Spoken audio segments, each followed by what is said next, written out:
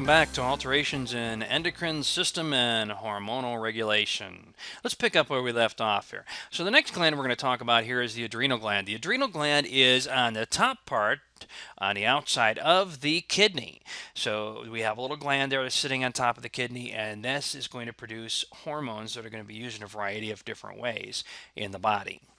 Adrenal insufficiency. This is a situation here where we don't have the adrenal gland pumping out as much as it should. And we can end up with what's called Addison's disease, where we have an insufficient amount of our steroids being produced from the adrenal gland. A secondary type of adrenal insufficiency is caused by a lack of our hormone, ACTH, being stimulated by the pituitary gland. There's three types of hormones that come from the adrenal cortex. We have our glucocorticoids. Okay, so the glucocorticoids are going to be they're going to be hormones in the body that have a number of different functions, including controlling inflammation.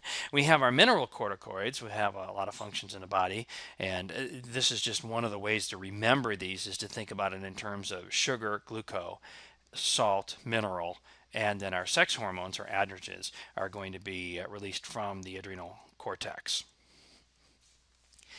Glucocorticosteroids. These are medications that are going to have a profound effect on the patient's body in a number of different ways. Cortisol is going to be the most common one. Hydrocortisone is one that's also produced, but this is also one that we may give to somebody who is deficient in glucocorticosteroids. They regulate our metabolism, they regulate our stress response, and they have an anti-inflammatory effect that's going to occur. We use these as medications to try to control inflammation. They're also going to influence our awareness and sleep habits. So in other words, by giving steroids or by the patient having too much cortisol going on in the bloodstream, that's going to have a pronounced effect on their ability to be able to sleep. So cortisol is one of those hormones that is involved in that circadian rhythm, that 24-hour cycle that helps us to be able to wake up. Our mineralcorticosteroids include aldosterone and our androgens. So aldosterone, as you may have remembered before, is a hormone that's going to be involved in sodium retention, sodium potassium loss. It's regulated by the renin-angiotensin system and helps to control the amount of fluid we have on board. Our androgens include testosterone and estrogen, etc., testosterone being the major one that's controlled here. The adrenal medulla is going to be controlling our estrogens and androgens. It's also going to be controlling our phenochromatocytes. Phenochromatocytes, the main thing that's happening here is that these cells are going to be controlling how much catecholamine is being produced and excreted. Catecholamines are responsible for our fight or flight response. They're also going to promote hyperglycemia. Okay, well, let's take a look at that for just a moment and talk about what could be happening there with our catecholamines. That fight or flight response you have. So let's say that you're walking down a dark alley at night, somebody jumps out and they're going to mug you. You're going to have this fight or flight response. And what it means is you're either going to stand there and fight or you're going to run. So your body is going to mobilize catecholamines, which can happen very, very quickly in a matter of seconds. Catecholamines are released into the bloodstream, and they are going to allow you to be able to do things you probably normally couldn't do. Maybe you could run faster, or you can move quicker, or whatever the case may be. That's controlled by catecholamines. You've heard of the 90-pound grandmothers who lift the car up off of a child who's been run over or something like that. That's the result of catecholamines, allowing you to do like kind of supernatural things and that fight or flight response.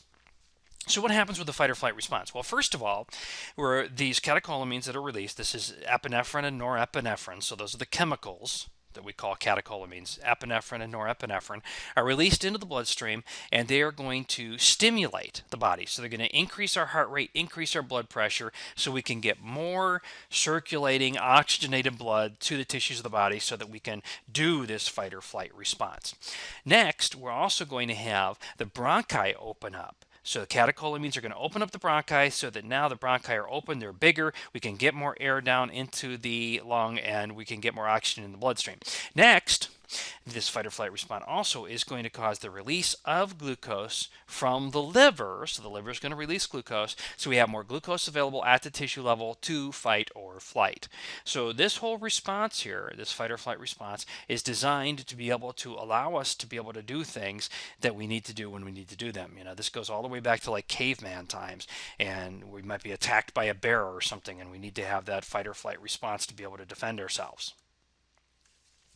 Some disorders of the adrenal cortex. So the adrenal cortex is going to be involved in secreting our corticosteroids, and we can have Cushing disease, which we have the secretion of ACTH causing Cushing disease, or Cushing syndrome, which is just an excessive level of cortisol in the body, regardless of whatever the cause may be.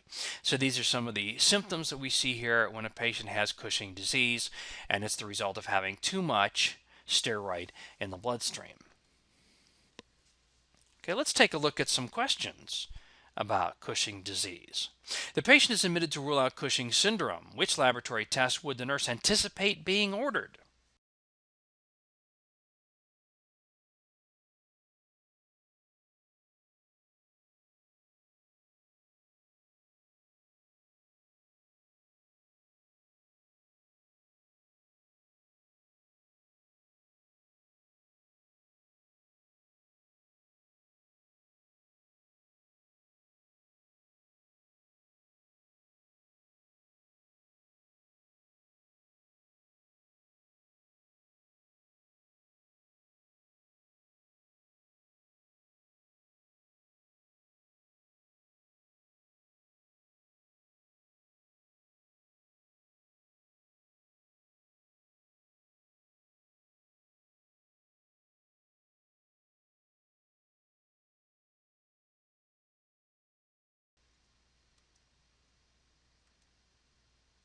If you answer number 2, Cushing's disease, we're going to have rapid protein catabolism resulting in the patient having easy bruising, the moon face, weight gain, mood swings, and hypertension, not hypotension, in this patient population. Okay, which of the following lab tests would be consistent with a diagnosis then of Cushing's disease?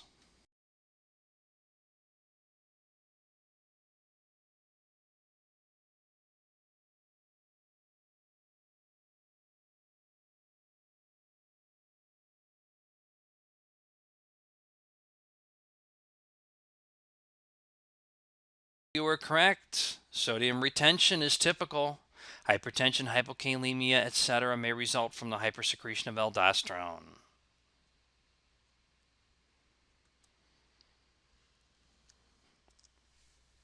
A primary adrenal insufficiency, this is called Addison disease. This is a situation where we have a decrease in the amount of corticosteroid that's produced. Now what's going to happen though in the body is the lack of corticosteroid is going to result in the patient developing maybe some very serious cardiovascular effects. So here's some of the symptoms that we see associated with it: brown skin, low sodium, high potassium, etc. Now, these things are going to happen over a long period of time. A lot of our adrenal insufficiency is not caused so much by Addison disease as much as it is by a secondary factor or a secondary adrenal insufficiency, which is somebody who's received steroids and then the steroids were discontinued. So in other words, this patient had asthma. They were treated with oral steroids such as prednisone, for example, and the prednisone was just suddenly discontinued. So rather than tapering them off to allow the kidney to start, or the adrenal glands to start producing more steroid, the person just suddenly stopped taking the prednisone, and then that resulted in the patient developing a secondary adrenal insufficiency. So, Addison's disease. The nurse is admitting a client diagnosed with primary adrenal cortex insufficiency, in other words, Addison disease. When assessing the client, which clinical manifestations would the nurse expect to find?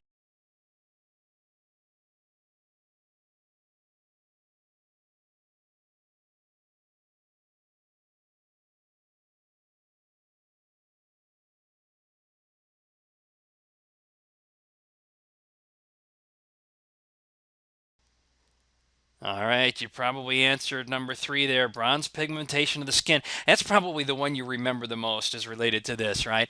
Okay, we also see some additional things like hypotension and anorexia. And in fact, hypotension and bradycardia are two symptoms we can see with a patient who has a secondary type of adrenal insufficiency.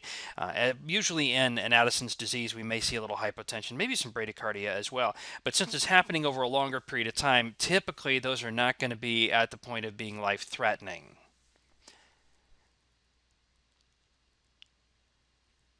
The nurse would expect the client with Addison's disease to exhibit which of the following signs and symptoms?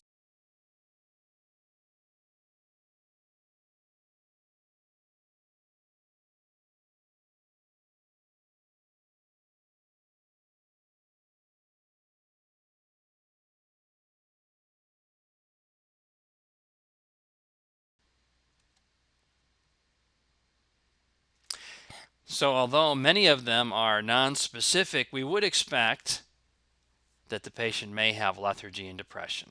So number 3. How about serum results? Which of the following findings would be typical of Addison's disease as far as our results in our...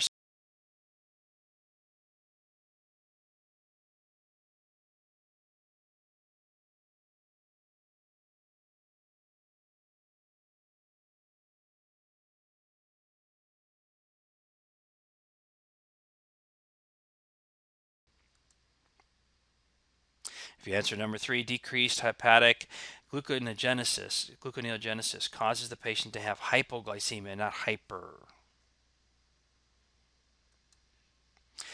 Adrenal medulla hyperfunction. This can cause the person to end up having an phenochromocystoma. A phenochromocystoma is a situation where the patient is going to be secreting catecholamines constantly. Okay, so this is a bad situation because remember, catecholamines are the fight or flight response. So we're going to have a constant fight or flight response, which is going to result in severe hypertension, tachycardia, headache, and that could really lead to the patient having a stroke. Okay, so this is going to be a very serious type of a situation. We really want to be careful about that.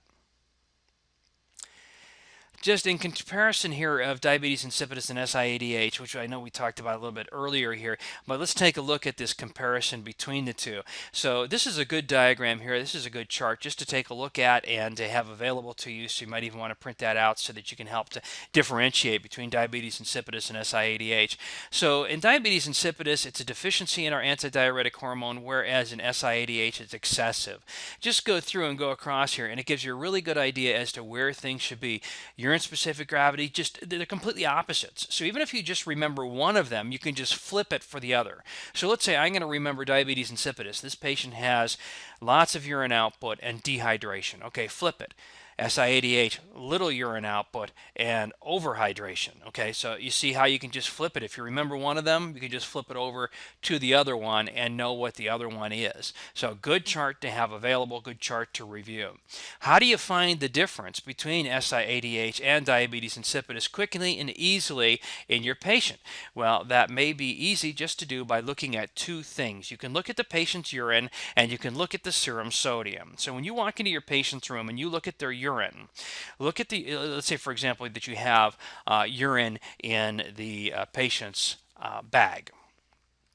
So you're taking a look at the Foley catheter bag for your patient, and you notice that there is just a scant amount of concentrated urine in that Foley catheter bag. All right, well, I would assume that that patient was dehydrated if they have a small amount of concentrated urine output. So now I go back and I look at the serum sodium.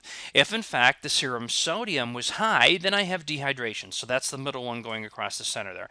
I have a high concentration in my urine, I have a high serum sodium. Okay, what if that concentration in the urine was high, but the serum sodium was low? Okay, now that doesn't fit, does it? That's consistent with SIADH. How about the other way around? I walk into the patient's room, I take a look at the urine, I find out the urine is very dilute. We have all this dilute urine sitting there in a Foley catheter bag. Okay, well, I'm anticipating the patient is overhydrated because of all the dilute urine that's coming out. So I look at the serum sodium. Now I expect the serum sodium in that case to be low, right? If the patient was overhydrated, serum sodium should be low, but instead it's high. See, that's consistent with diabetes insipidus.